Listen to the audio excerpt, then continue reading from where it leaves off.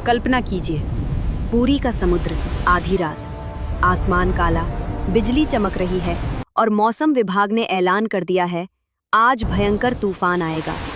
इसी समय श्री जगन्नाथ मंदिर में रात की आरती खत्म हुई है।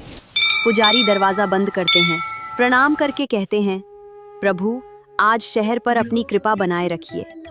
सुबह सबको लग रहा था गर्भगृह खोलेंगे तो हमेशा की तरह भगवान अपने गहनों से चमक रहे होंगे, लेकिन जैसे ही दरवाजा खुला, मुख्य पुजारी के मुंह से चीख निकल गई। जगन्नाथ जी के मुकुट से मोती गायब थे और पास में रेत व छोटी छोटी सीपियां पड़ी थी। क्या रात को यहाँ कोई समुद्र से आया था या खुद भगवान समुद्र की ओर गए थे?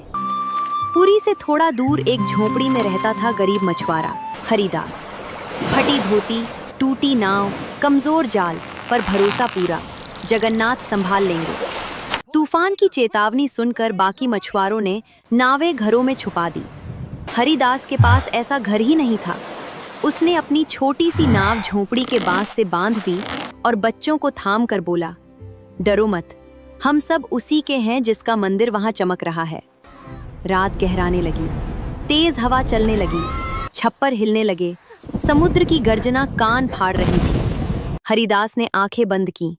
प्रभु, अगर नाव टूट गई तो कल मैं अपने बच्चों को क्या खिलाऊंगा? आपके लिए भोग कैसे लाऊंगा? अब सब आपके हाथ में है। तभी दरवाजे पर भारी कदमों की आवाज आई, ठक ठक ठक। डरते डरते उसने दरवाजा खोला। बाहर सिर्फ तूफान और पानी था, पर उसकी नजर नाव की तरफ गई और वो जम गया। हवा के बीच उसकी नाव के पास एक चमकती आकृति खड़ी थी, सिर पर मुकुट जैसा तेज, गले में मोतियों की रेखा। वो आकृति नाव के आगे दीवार की तरह खड़ी थी। हवा की चोट वहीं टूट रही थी, लहरें पास आकर शांत हो जा रही थीं। हरिदास के दिल में बस एक ही बात आई, इतने बड़े जगन्नाथ, मेरी छोटी नाव के पहरेदार। कुछ ही देर में आंधी थमने लगी, बारिश हल्की हो गई। जब उसने फिर बाहर देखा तो आकृति गायब थी। बस नाव के पास रेत में एक चमकता मोती पड़ा था। सुबह तूफान रुक चुका था। कहीं पेड़ गिरे, कहीं दीवारें टूटी, कई नावें टूट गईं।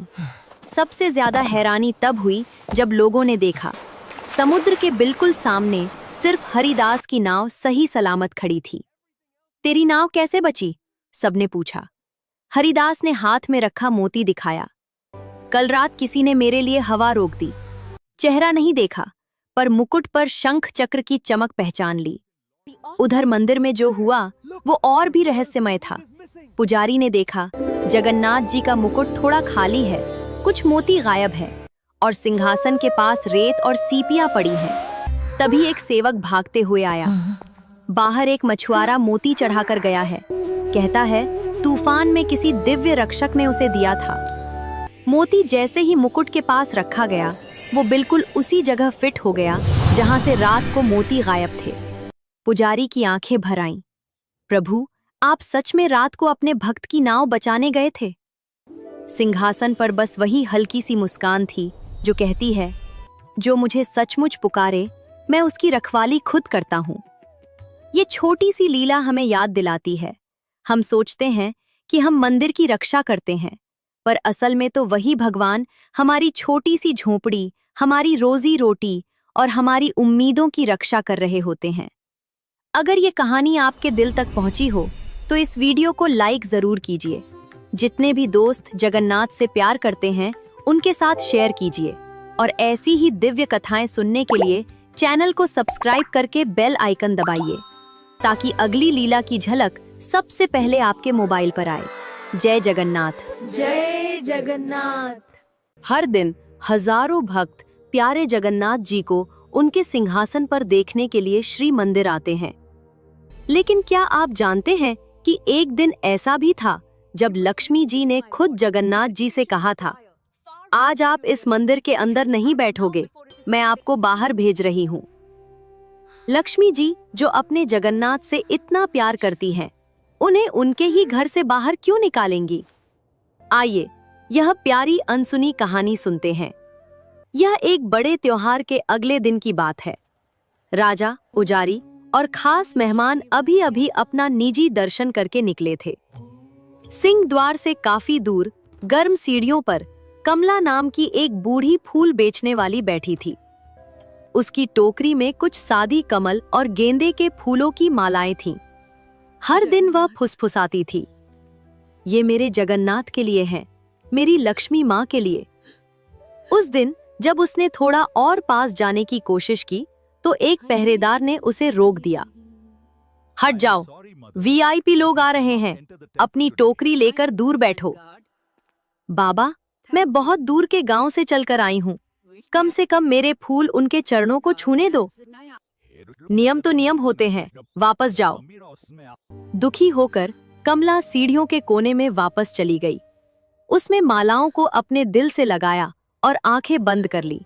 आंसू गिरे, लेकिन उसके होठों पर सिर्फ एक ही नाम था, जगन्नाथ। गर्भगृह के अंदर भीड़ जाने के बाद जगन्नाथ, बलभद्र और सुभद्रा जी शांति से आराम कर रहे थे। लक्ष्मी जी अंदर आईं। उनकी मुस्कान नरम थी, लेकिन उनकी आंखों में दर्द था। लक्ष्मी जी, प्रभु, क्या आपने उस बूढ़ी औरत को बाहर देखा? जगन्नाथ जी, आज बहुत से लोग आए थे मेरी प्यारी, तुम किसकी बात कर रही हो? लक्ष्मी जी, वह जो प्यार के अलावा कुछ नहीं लाई थी और हमने उसे दरवाजे के अंदर भी नहीं आने दिया। उन्होंने उन्हें बताया कि कमला को कैसे धक्का देकर हटाया गया, कैसे उसके फूल वेदी तक नहीं पहुंच पाए। लक्ष्मी जी, आपको पतित पावन कहा जाता है, गिरे हुओं का उद्धार करने वाला, लेकिन आज मेरे ही भक्त के लिए आपका अपना दरवाजा बंद था। अगर मेरी बेटियां इस घर में नहीं आ सकती तो आपको भी यहाँ इतनी आराम से नहीं बैठना चाहिए।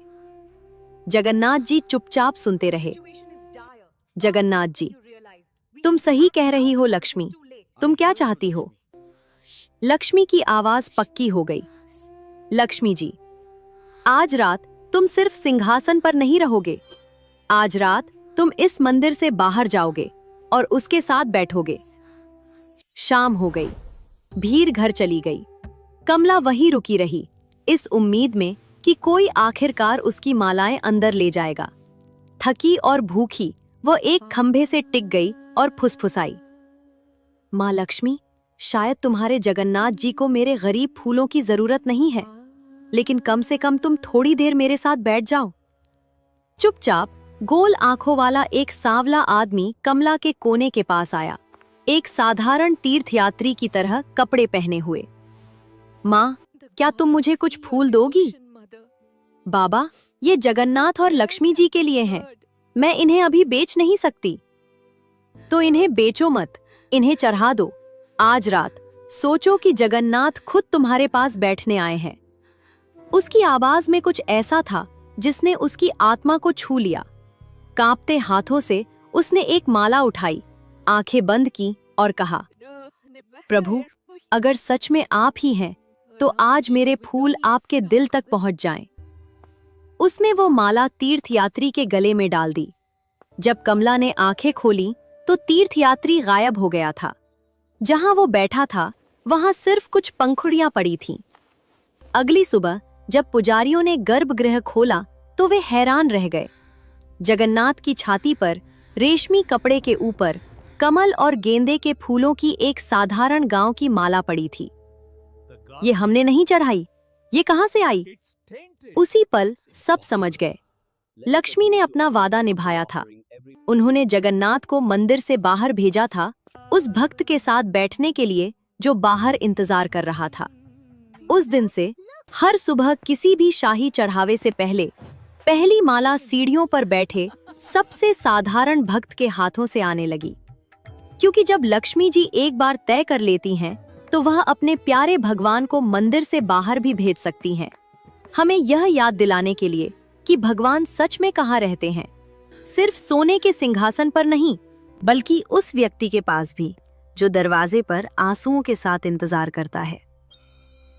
अगर आपको यह दिव्य कहानी पसंद आई हो तो चैनल को लाइक, शेयर और सब्सक्राइब करना न भूलें। जय जगन्नाथ, जय महालक्ष्मी। ये क्या? लक्ष्मी जी रो रही हैं और जगन्नाथ जी से कह रही हैं, अब मैं यहाँ नहीं रहूंगी, क्या हुआ ऐसा? और जब वे अकेले चली गईं, तो क्यों पूरा मंदिर खाली लगने लगा? जानने के लिए सुनिए यह अद्भुत कथा। एक दिन श्री मंदिर में लक्ष्मी जी और जगन्नाथ जी के बीच कुछ मतभेद हो गया। बात छोटी थी, पर लक्ष्मी जी का मन आहत हो गया। जगन्नाथ जी बोले, देवी, कभी कभी आप बहुत ज्यादा सोचती हैं। लक्ष्मी जी ने कहा, तो क्या मैं गलत हूं? आप हमेशा सही और मैं हमेशा गलत? जगन्नाथ जी बोले, हमने ऐसा नहीं कहा। नहीं, आपने कहा है, मैं समझ गई। अब मैं यहाँ नहीं रहूंगी। और लक्ष्मी जी क्रोध में भरकर मंदिर से बाहर निकल गईं। जगन्नाथ जी ने सोचा थोड़ी देर में लौट आएंगी, लेकिन शाम हो गई, रात हो गई, फिर भी लक्ष्मी जी वापस नहीं आईं। सुबह जब मंगला आरती हुई तो पुजारियों को लगा कुछ अलग है। मंदिर में वैसी चमक नहीं थी, भोग में स्वाद नहीं था, महाप्रसाद फीका लग रहा था। सब समझ गए, माता लक्ष्मी नहीं है मंदिर में। जगन्नाथ जी व्याकुल हो गए। बलभद्र जी बोले, लाला, कहाँ चली गई वो? जगन्नाथ जी बोले, दाऊ, हमें नहीं पता, हमसे गलती हो गई। उन्होंने सबको आदेश दिया, जाओ पूरी नगरी में ढूंढो, हमारी लक्ष्मी कहाँ है। सेवक, पुजारी सब निकल पड़े, लेकिन कहीं कोई पता नहीं।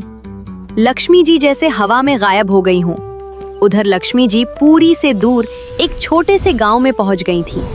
साधारण स्त्री का रूप धारण किए मन में सोच रही थी, शायद वे सही कहते थे, मैं ही ज्यादा क्रोधित हो गई।